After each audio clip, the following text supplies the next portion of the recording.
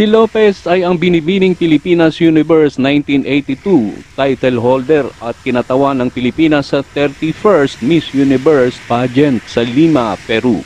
Siya ay naging kontrobersyal na kilala bilang isang Filipina beauty queen at isang aktres na provocative na kilala sa pag-arte ng mapang-akit na pelikula.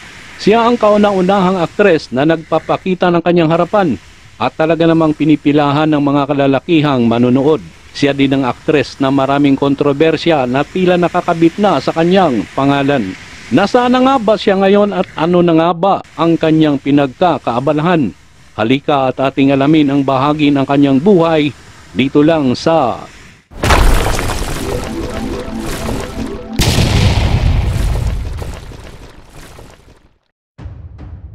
Si Maria Isabel Pagunsan Lopez ay ipinanganak noong September 14, 1962.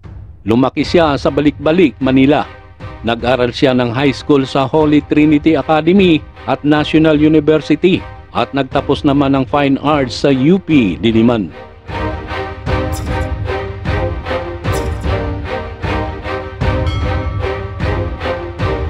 Bago maging isang beauty queen title holder, nagtrabaho muna siya bilang fashion designer sa The SM Store at Rustan's Department Store, pati na rin ang isang sexy na modelo para sa iba't ibang fashion salon. Katulad ng gay fashion designer Rodolfo Fuentes na nag-scout sa kanya bilang isang kandidato sa pambansang pageant sa taong iyon at itinalaga bilang candidate number 15. Sa edad na 24, nanalo siya sa Binibining Pilipinas Universe Beauty Pageant noong 1982. Matapos na muntik nang mapatalsik sa trono para sa kanyang pre-discovery bilang sexy lingerie model sa isang Gerald Peter fashion show dahil sa immorality clause na itinakda ni Stella Araneta. Nanindigan si Lopez na pinilit siyang magbitiw sa kanyang titulo ngunit tumanggi. Lalo pang nakilala si Lopez ng ang sikat na maling tanong ng virginity mula sa judge at actress ng Pilipinas na si Rita Gomez ay may ugnay sa kanyang pambansang kompetisyon na lumikha ng isang urban legend ng mga beauty pageant expert noong 1980s. Sa kanyang pambansang kompetisyon, tinanong siya ng American drummer na si Alphonse Muson tungkol sa kalayaan ng kababaihan. Sa kanyang coronation night, una nang namali ang pagbigkas ng kanyang pangalan bilang Maricar Isabel Lopez. Kalaunan ay naitama din. Naging kontrobersyal si Lopez nang pumasok siya sa mga pelikula dahil sa kanyang mga ginagampanan na hindi karaniwang inaasahan sa isang beauty queen title holder. Her first movie, Sana Bukas Pa Ang Kahapon 1983, starred Hilda Coronel, Lorna Tolentino, Dindo Fernando at Jay Ilagan and was directed by Romy Suzara. Kasama siya sa original na cast ng Working Girls 1984. Isang pelikulang komedya kung saan gumanap siya bilang isang batang office worker na pumasok bilang sex worker sa gabi upang makakuha ng karagdagang kita sa direksyon ng pambansang alagad ng sining na si Ismael Bernal. Noong 1988, kinuha si Lopez bilang isang sexy commercial na modelo para sa White Castle Whiskey. Sa kasagsagan ng kanyang kasikatan, nagsimula si Lopez ng mas matinding sexual at romantikong mga pelikula katulad ng mga sumusunod: Silip, Daughters of Eve ni Elwood Perez 1985, Isla 1985 ni Celso Ad Castillo, Hubo sa Dilim 1985, Mga Nakaw na Sandali 1986, Dingding Lang Ang Pagitan 1986 at iba pa. Nanalo siya ng Golden Screen Award Best Supporting Actress Award para sa Kinatay 2009.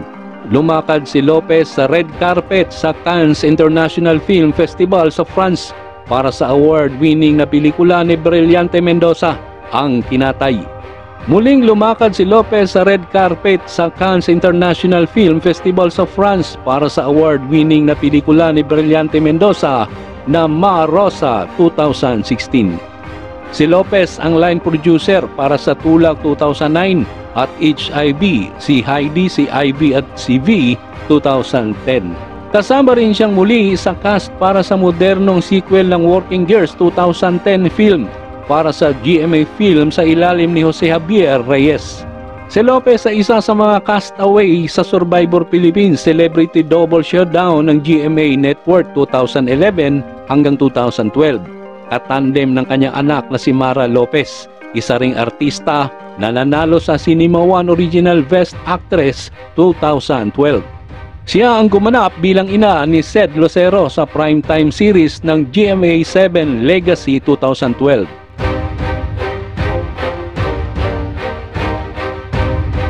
Noong 2009, naging sentro ng kontrobersya si Lopez nang hindi siya mapagbigyan ng complimentary ticket para sa Binibining Pilipinas 2009 pageant.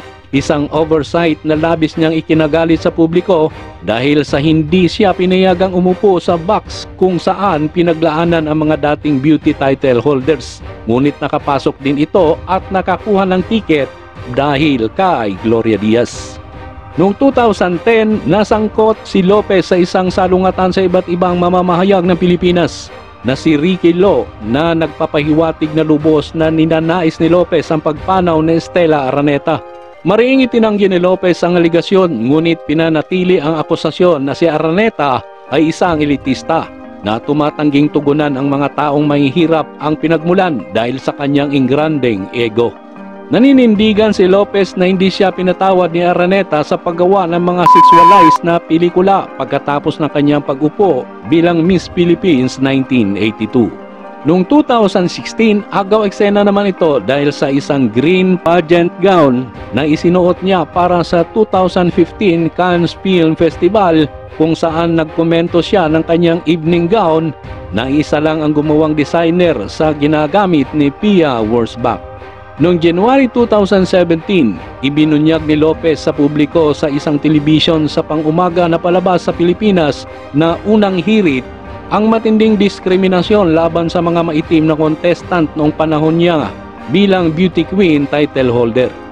Binanggit niya na sa pagbisita ng Miss Universe 1982 sa Presidential Palace sa Peru, ang unang ginang na si Pilar Nores de Garcia ay hindi makapaniwala sa mga kalahok na maitim ang balat, katulad ni Miss Papua New Guinea at Turks at Caicos.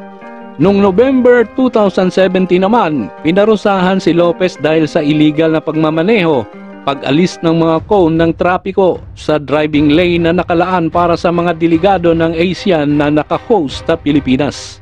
Dahil dito ang lisensya ng pagmamaneho ni Lopez ay binawi at kinumpiska kasama ang kaunting multa matapos ang mga reklamo mula sa empleyado ng Metropolitan Manila Development Authority nang matuklasan ang pagbabahagi ng paglabag sa kanyang mismong Facebook account.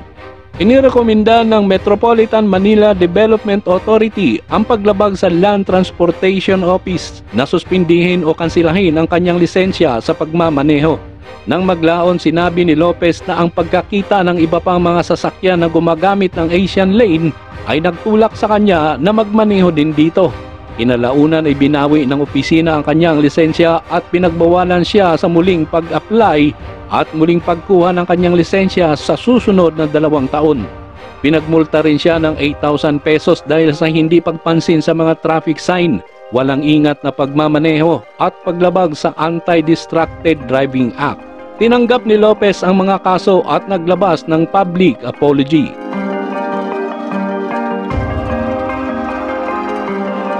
Ikinasal si Lopez sa isang Japanese national na si Hiroshi Yokohama, isang dating executive ng DSL noong 1990 at kapwa na nirahan sa Tokyo, Japan. Lumipat ang mag-asawa sa Pilipinas at nagkahiwalay noong 2006 dahil sa akusasyon ng pang-aabuso at pagtataksil. Mayroon silang 2 anak, isang anak na babae, si Mara Lopez, isang artista, at anak na lalaki si Kenyo Ken Yokohama, isang civil engineering graduate ng De La Salle University. Noong June 9, 2019, pinakasalan ni Lopez ang isang Jewish American national, si Jonathan D. Melrod, at kapwa nakatira sa Sebastopol, California. Nag-aral si Lopez ng Fine Arts sa Universidad ng Pilipinas Diliman at miyembro ng NCCA o National Commission for Culture and Arts at naging kalihim ng Committee on Visual Arts para sa taong 2011 hanggang 2013. Nag-seminar din si Lopez sa Mosaic Arts sa Berkeley, California.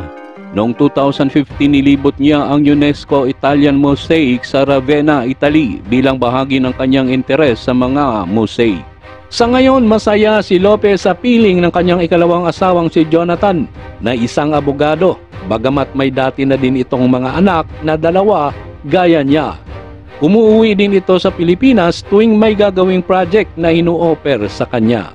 Shout out kay Bartolome Grutas, Gary Boy Olaes, Jojo at Ashley Yongko, Mel, Maricris, Marinel, Pabs TV Official, Simple Recipe Vlog. Maraming salamat sa patuloy ninyong panunood. Hanggang dito na lang muna tayo mga kaistorya. Kung inyong nagustuhan ang istoryang ito, maaaring mag-like, comment at mag-subscribe sa ating munting channel.